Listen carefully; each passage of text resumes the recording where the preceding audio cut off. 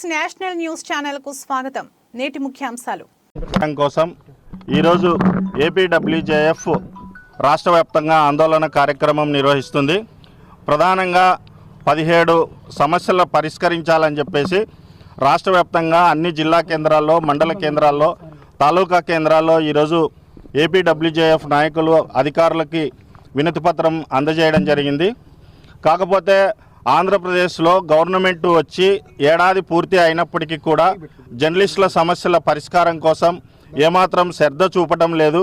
అధికారంలోకి వచ్చిన వెంటనే మరి ప్రభుత్వాన్ని డిమాండ్ చేయడం అనేది సమంజసం కాదనే ఉద్దేశంతోనే ఏపీడబ్ల్యూజేఎఫ్ కూడా మరి చంద్రబాబు నాయుడు ప్రభుత్వానికి ఏడాది పాటు సమయం ఇవ్వడం జరిగింది.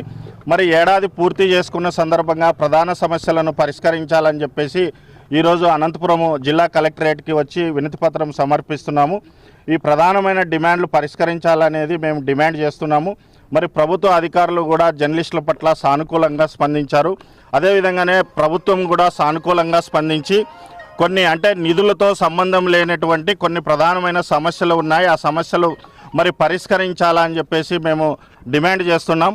మరి మా డిమాండ్లను సానుకూలంగా ప్రభుత్వం కూడా మరి సానుకూలంగా స్పందించకపోతే ఖచ్చితంగా జర్నలిస్టులు రాష్ట్ర వ్యాప్తంగా ఆందోళన కార్యక్రమానికి మరి శ్రీకారం చుడతారని చెప్పేసి ఈ సందర్భంగా ఏపీడబ్ల్యూజేఎఫ్గా హెచ్చరిస్తున్నాం. మరి అన్ని ప్రాంతాల్లో కూడా ఈ సమస్యలను ప్రభుత్వం దృష్టికి తీసుకెళ్లారు కాబట్టి సానుకూలంగా చంద్రబాబు నాయుడు మరి జర్నలిస్టుల పట్ల కూడా సానుకూలంగా స్పందించాలని చెప్తున్నాం. మరి ఆనాడు ప్రతిపక్ష నేతగా ఉన్నటువంటి చంద్రబాబు నాయుడు మరి రాష్ట్రంలో ప్రజలతో పాటు జర్నలిస్ట్ కూడా చీకటి రోజులు ఉన్నాయని, మరి త్వరలోనే మన ప్రభుత్వం వస్తుంది, మంచి రోజులు వస్తాయని చెప్పినటువంటి చంద్రబాబు నాయుడు మరి ఏడాది కాలం అయినప్పటికీ ఇప్పటికీ కూడా జర్నలిస్టులకి కనీసం పైసాతో సహా ఖర్చు లేనటువంటి అక్రిడేషన్ కార్డులు కూడా ఇప్పటికీ ఇవ్వలేదు. మళ్ళీ సమయం 3 నెలల పాటు సమయం కూడా తీసుకుంది. కనీసం ఈ వచ్చే 2026 జనవరి కన్నా అక్రిడేషన్ కార్డులు ఇచ్చి మరి ఇండ్ల స్థలాలు కానీ, పెన్షన్ కానీ, ప్రధానంగా హెల్త్ కార్డులు ఇట్లాంటివి సమస్యలన్నీ పరిష్కరించాలని చెప్పేసి మేము ఈ ప్రభుత్వాన్ని డిమాండ్ చేస్తున్నాం.